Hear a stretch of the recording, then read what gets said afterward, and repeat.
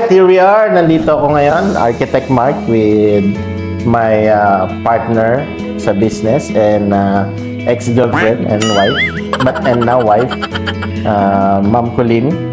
Yes, hello. So, yun guys, thank you unang-una sa mga client natin na nag-a-avail ng service ng Module Asia. So, narito kami ngayon sa harap ninyo just to give you an assurance sa mga client natin, sa mga magiging client natin, sa mga nag-i-inquire, no?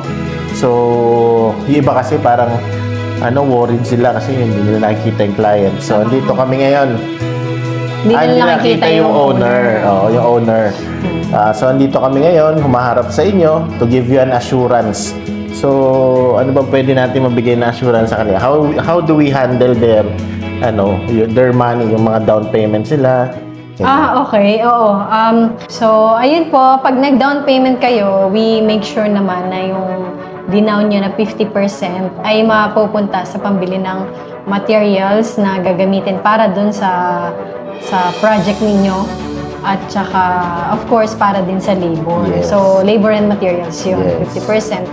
So, kapag gawa na yung kitchen ninyo, pipicturean naman namin dito para by the time na magdi-deliver na kami, yun, dun lang po, a day before ng delivery, dun lang po kami maniningil ng another payment. Okay, now, kasi maraming mga company kasi na pag nagbayad yung client, pinang-aabono yan dun sa ibang project. Kaya nangyayari, nasa-short yung company na uubusan ng fund. Kami po, yung down payment ninyo, naka-stay lang yan sa particular project. Particular client. Client. Kung ano yung binayad niya. Doon lang mapupunta, pambili ng materials niya, pambayad sa payroll ng tao. Hindi namin siya pinang-cover sa ibang project para hindi kami naiipit sa later on. So, ganun siya ka-secure.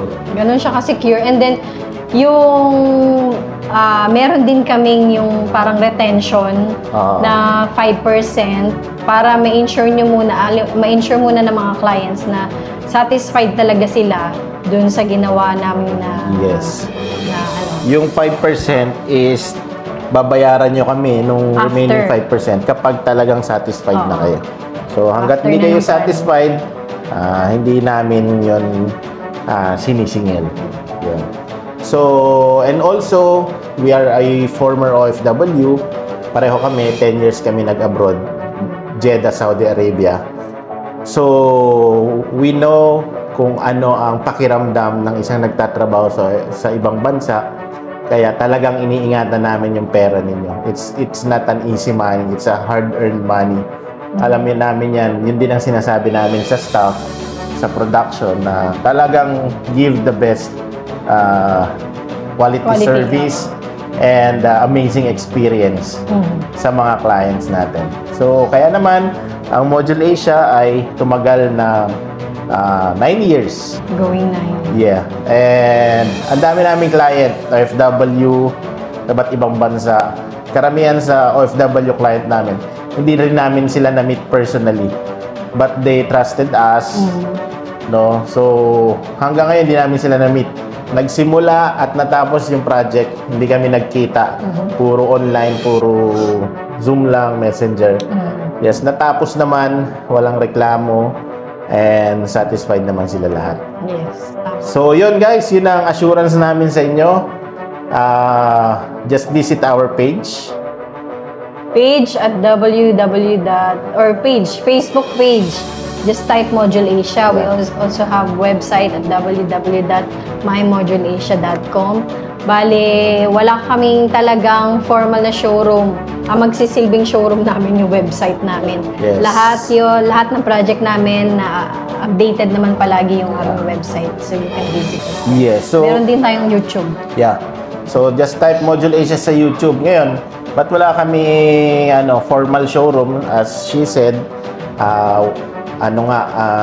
yung website ang nagsisilbing showroom namin. Plus kapag interested kayo sa service namin, we are inviting you to personally come sa aming office at we can tour you sa aming production para makita ninyo kung yung mga materials, accessories na ginagamit talaga namin sa project ninyo. So, yun ang pinaka-showroom namin, yung production mismo. We can tour you exclusive dun sa aming production line. Alright? So, again, thank you very much po sa pagtitiwala at sa mga magtitiwala pa. Yun nga, ginagaransya namin na talagang secure ang inyong mga binabayad sa yes. So, you can watch this video. Pwede to i-send sa inyo ng aming mga sales associates, sales expert para mabigyan kayo ng guarantee that your money is safe with Module Asia. Alright, yes. thank you. Thank you. Bye-bye.